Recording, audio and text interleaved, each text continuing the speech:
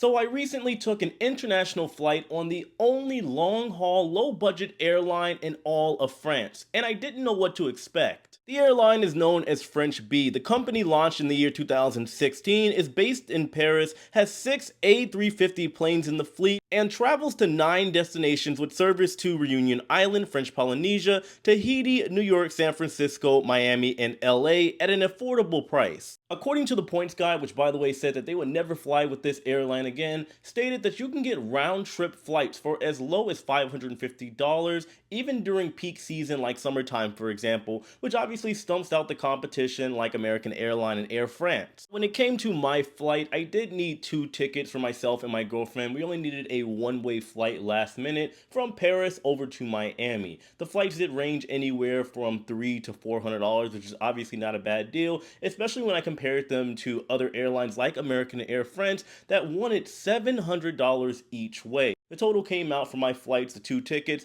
$817. Naturally, as I slowly and surely made my way to check out and book my 2 tickets, French Bee, like every other airline, did offer all types of upgrades and options and packages available for purchase. For example, they had 3 options available for your flight to choose. They had the basic, they had the smart, and they had the premium, each one more expensive than the last, with the premium offering the most perks and benefits to you if you wanted to purchase it. However, I did switch to the basic, and from there they asked you to pick your seat. Like every budget airline and most of them out there, you did have to purchase your seat if you wanted to pre-select it. They also had something called the line jump or jump line, where you can kind of skip or expedite through security, which I kind of regret not doing, to be honest with all of you. I'll explain later on. They also had priority boarding, priority bag delivery, and they had a lounge option available for $40 a piece, which I purchased. So you're talking about 2 people, $80, not a bad deal. My total after I made my confirmation after the dust settled came out to $993.90,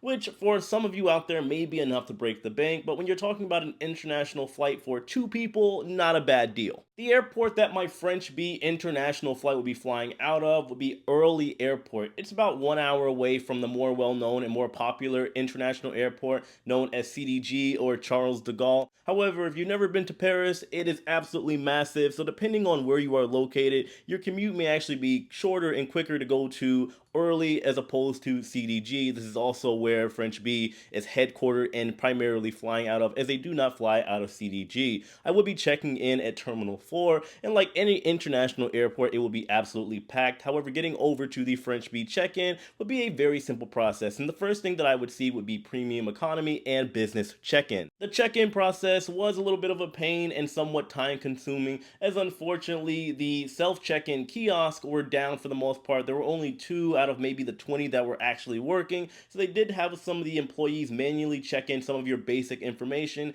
and then from there you did have to stand in the line to the only 2 available kiosks that were working. From there you print your boarding pass and your bag tags as well. After that, things were pretty smooth and effortless for the check-in, as you would take your bag to a self-assist and just drop it off over there. From there, you were free to proceed over to the security and customs. The security check-in is where I would definitely regret not using the line jump feature that you had available before you purchased your ticket, as it would take about an hour or 2 for me to get through the security, because there was only one person working to serve, I want to say, at least a couple hundred people, leaving me only with a finite amount of time in order to go to the lounge. However, when I got to the lounge, I was extremely satisfied. Keep in mind, this was $40 a pop, so $80 for myself and my girlfriend. And we got to the lounge. They had drinks, alcohol, food, snacks, everything you can think of. And the landscape over there was overall pretty beautiful. They even had an outside area where you could smoke if you want to, get a good view of the planes that are arriving and taking off. Overall, I would say $80 well spent. The boarding process was as expected. My French Bee international flight would be boarding at gate F23,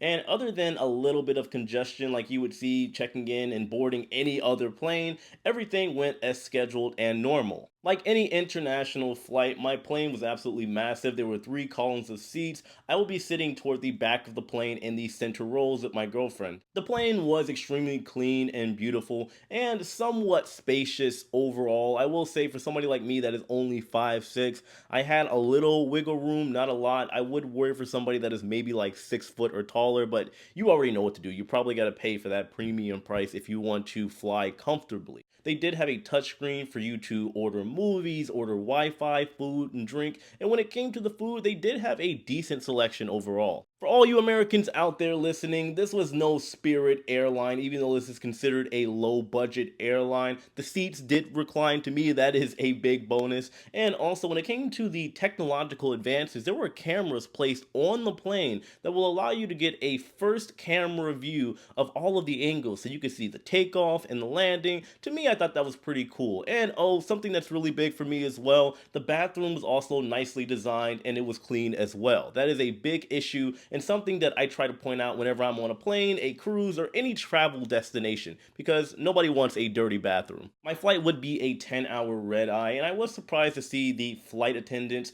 come by with things like masks and even socks for you to wear on board your flight. There was also a blanket in your seat, that way you could sleep comfortably for this 10-hour flight. I did pay for some snacks as well, and the cool thing about this was that you could pay cash, you could pay card, or you could pay Apple Pay. Not every airline does this, and everything was at a decent price. And even though I did pick the basic option for my 2 tickets that I purchased, we still got an in-flight meal. Well, 2 in fact. Overall, I would say that I have to somewhat disagree with the points guy. I'm not too used to luxury flights. I've only flown American International one time. Service was absolutely great, but there was nothing on an American flight that kind of outshined anything that took place on the French B flight. I would gladly take it again, especially when you look at the price point. I always encourage everybody to travel as much as they can because I do believe that travel is the best education. And when you're talking about a round trip flight in the $500 to $600 range, you simply can't beat it. So personally, I will fly with French B again, as I do go back and forth to Europe at least every couple months, so